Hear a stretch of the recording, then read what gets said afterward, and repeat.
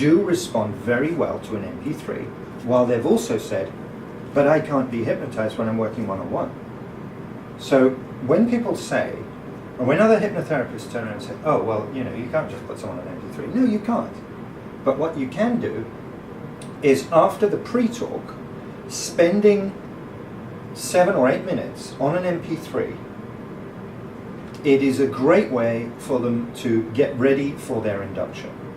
Now, in some instances, that MP3 may take that place of the induction. I'm not saying that they should just spend time on an MP3, but it's prepping them, and in some cases actually achieving the induction. Now, we do that as a standard here, don't we? Why are you grinning like that? Because I found that that's actually really difficult for the analytical people that I work with. I had a guy who followed me down the hall and looking for me. Eileen, where are you? I don't know if the MP3 You left him in the room. And he's the most analytical person I've worked with. He is very difficult to work with. So he was on sound fine and you left the room and he was looking for you? Yep. Not so good. I never Not leave so the room. good. He was like, I can't relax. I don't know if I put enough money in my meter. I was like, okay, why don't you check your meter? And That's exactly the kind of guy I want to talk to you about, because that's absolutely an extreme case. And in his case, obviously not, what right? I do with him is I don't say that we're doing hypnosis. Yeah. What about Good. confusional? I do. Absolutely, That's what I do, confusional yeah. would be the I just say, classic you know what, we're just for going to this. do an Yeah, we do. exercise. Yeah. I say we're just going to do a little relaxation exercise before we even begin. Confusional would be absolutely in this bounce. Yeah. And when you think about confusional, when we're taught hypnosis classically, it's very hard to figure out, well, where does confusional fit? It's not really a direct technique, it's not really an indirect technique. So it's almost like, that's a great technique, but no one knows where it fits on.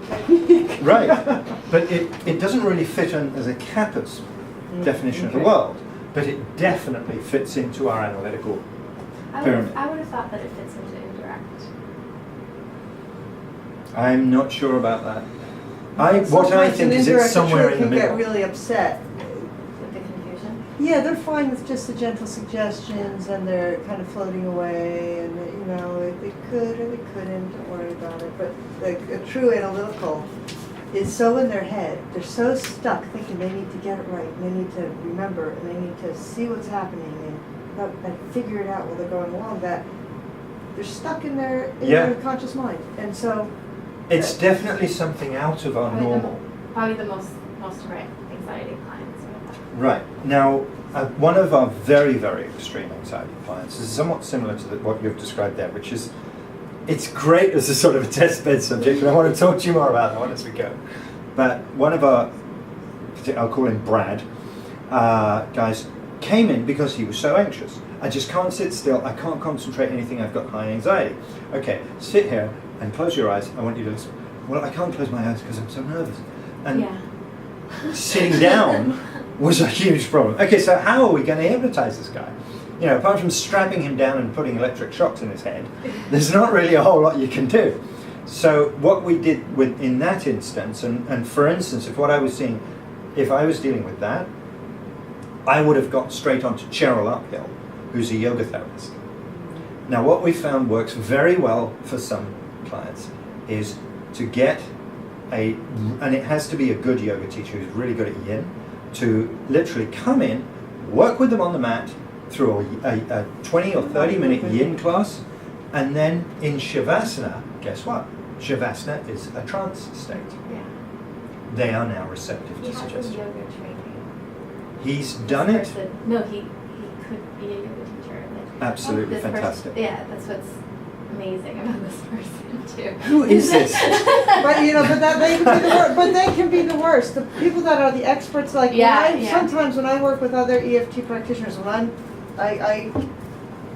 I'm working, sometimes they're the worst because I do things differently because I'm coming with all these different modalities. So they're analyzing what I'm doing, comparing it to what they usually do, and he's just still in his head. I had a client the other day. I said, "You're in here. Take it out here and put it in there." And just whenever I notice, it's like out, in, out, in. I don't want you to analyze. I just want your feeling.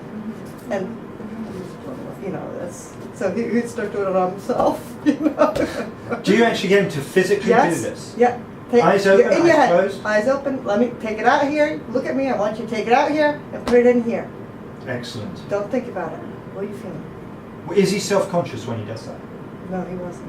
Now that's interesting, because if you think about that, for someone to do that, they're probably just a little bit physical if they're actually not self-conscious about doing it. Because it's something someone could be a little self-conscious about. He was very motivated. He could only afford one session with me. Maybe he's from Hungary. It was a Skype session. And really huge chronic illness, lots of abuse, very screwed, dysfunctional family. And Right. just really eager to learn. There is a technique for dealing with migraine. Migraine? Yeah, or do you call it migraine here? You Migraine. call it migraine. In England, I think we call it migraine. Or the other way around, I've never read it. But it reminds me a little bit about what you're talking about. If you get someone to close their eyes, take a nice deep breath. Letting go of the deep breath, letting go of the shoulders, and then just imagine reaching into your forehead and beginning to pull it out as though you were pulling out, you know, the way a magician pulls out the scarf, the long scarf. You have to pull it out and pulling it, and it's gone. And then it's an extraordinary thing. Now, actually, what's happening, there's a couple of things. First, there's a very rapid induction. Take a nice deep breath, letting it go. Now, just reach up. Okay, so in technical hypnotherapy, we have a number of steps. Number 1, create authority. 2, create association. 3, compliance. 4, suggestion. So, authority. I'm going to tell you to take a nice deep breath. Let go of that. 2, compliance. Now just take your hand, move it to the center of your forehead and start to pull this out, pulling it out. So you've got compliance. They're doing something which, in fact, is a pretty inane exercise, but it's very, very easy to visualize. Mm-hmm. That's right. Because And then let it go. And you show them this beforehand, so you demonstrate it to them beforehand and say, let it go. This is a muscle relaxer. And of course it's suggestion. And you're fine. And there's your exit. I mean, it's ludicrous, but it actually works. Yeah, a technical hypnotherapy, we have a few processes, but one of them, essentially everything that works to get someone into a trance state and subsequently into hypnosis relies on 1, the creation of authority, 2, the creation of association, 3, gaining compliance, and then one delivers suggestion. So for instance, I come out here, the hypnosis starts when they walk through that door. They see this incredible view. We've created a lot of authority. Rob walks out, or Aigeen walks out, or Svetlana walks out, and these guys have seen me do it every time. So, hi guys. So totally taking control. This is authority and reinforcing authority. And then when I walk up to them, I usually take their hand or their shoulder, and I'll start talking. And one of the first phrases I use is, what are we working on today? The key word is we. That's association. Now, as I take their arm or as I take their hand, let's walk down the corridor here to the office. This, if you walked up to someone on the street and said, can you tell me the way to the number 19 bus? You wouldn't be walking up to them touching their body. So they are in a position where they are letting you. And so you've created compliance right there. And then, of course, you could come down and tell them to sit where they like, which is a suggestion. Yeah. These guys are already in hypnosis before you even think about therapy. So, I mean, there's any number of ways of doing this, but that process, it's the same with someone doing massage. I'd like you to lie on the table. They come out, they're usually in a particular type of dress, type of clothing. So they've got that authority. They've got authority. Let's work on you doing massage today. And what are we going to work on today? I mean, in therapy, the phraseology, we, is one of the most important things you can do. And then there's the physical process of massage, but the person goes into hypnosis beautifully, or goes into a trance state beautifully. That's why so many people fall asleep on the table. Now, we're not massaging people in our office every day. But, for instance, in that analytical case, having Cheryl come in and work on the client in yoga, this particular client, we'll call him Brad, he had never got into such a relaxed state before. And then subsequently, when he's in Shavasana, the suggestions go in very, very deep. Now, there was an ironic postscript to the story. He goes through 5-6 months. He's brilliant. He then calls Cheryl about 6 months later saying, I've got to see you urgently, I've got to see you urgently, I've got terrible anxiety. And he comes in. And he starts describing to Cheryl what was going on for him. And she said, well, just a second. When was the last time you did yoga? Oh, well, when was I last here? Okay. So ongoing care, and that gets into what we're talking about this afternoon a little bit, client relationships. Ongoing care, I mean, forget it. It's like with smoking. Someone lights up a cigarette 2 years after they've come in for a quit smoking session. The next day they are a smoker. Absolutely they're a smoker. Well, when it comes to working with anxiety, actually getting them to regularly go through those systems that worked for them is hugely important. It's like if you weight. want to beat anxiety, you don't beat it one day, you beat it every day for the rest of your life. Weight, you know? Absolutely. I lost all that weight and then I gained it all back. Well, what did you do differently? Well, I started eating like my old habits and I stopped exercising. Okay, well, surprise, surprise. The thing is, with hypnosis, you can do wonderful things. You can teach them not to eat the things that are going to hurt them. You cannot make them more intelligent. So what we have to do instead is say it 1,000 times over. Keep working on How it. about getting at the secondary gains and things? Do you go into That's that? a very interesting one, and we'll probably talk about that somewhat in the client relationship side. But the secondary gain, do you want to talk about that? Okay, well, we will talk about that a little bit later Discuss today. secondary. I want to go a little further, and because secondary gains are absolutely fascinating. I mean, we could do that for hours. Yeah. But I want to go through a couple more of these techniques because we've done some interesting ones. So confusional, very, very good. Confusional hypnosis techniques, there's many So then of Ericksonian them. is pretty confusional. A lot of his is I tend to think of him more on the soft side. Yeah. but- But he does talk about just random things. Yeah. And like, And in fact, if we do think about, if we take this triangle literally, well, yeah, some of the techniques would be Ericksonian or on the softer side, and some of them would be on the harder side. I'd say, I mean, I just want to quickly speak about the MP3s, but one thing about MP3s, and what people who like to use them say, is that you don't feel like you can argue with them, so you just go with it. Now, I've listened to Svetlana's MP3s, by the way. Svetlana, obviously recording in Russian, will put me into hypnosis easier than anybody else.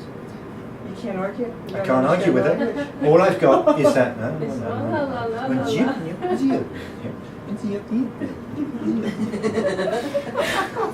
This sounds to me. It sounds to me like a recording being played backwards. But the thing is, the modulation of her voice and the confident delivery is what's bringing me into hypnosis. So Right. that's what's working for me. Now, confusional, the mind is trying to follow bits and pieces and grab it and move through it. And it's almost like the ink block test is what I think of it as. You know, when you do the ink block test and say, well, what does this look like to you? And, well, obviously it's a duck eating at McDonald's on a bicycle. You're going to be in therapy for a long time, kid. Well, the numbers, the use of numbers in confusional hypnosis, it's like, okay, there's a dot, and there's another dot, there's another dot. You know, your mind tries to join those dots. So the mind, the conscious mind, and this is really where this is going. The conscious mind, I'm going to try and squeeze a little bit more real estate here. This is the mind, top 10% conscious, I'm not even going to try and spell it. Bottom 10% limbic or primal, and here's the subconscious, usefully spelled SC, so I don't actually have to try and go through that. CONSIO, whatever. So, the conscious mind, when working with an analytical, absolutely has to be occupied. Now, you can get away with not doing that with someone who's very physical. You can sometimes get away with not doing it with someone who's emotional. But when it comes to analyticals, that top 10% absolutely has to be occupied. That's why confusional techniques work, because the mind tries to organize it. The mind's always looking for organization. Give the mind a random object, such as a great rock floating around the earth, such as a moon, and we will try and find a face in it. And that's why confusional technique works. We have a technique that I learned at Abilitat where we work two therapists tapping on a client simultaneously. That's interesting. And I've just taught two of my non-faster ET colleagues it, and we've been playing with it. And it's awesome because, especially someone who knows the game, right? And they're so set and they want to listen. And you say everything good, I'll say everything bad, and say things different. At one point, I'd break into song, you know, and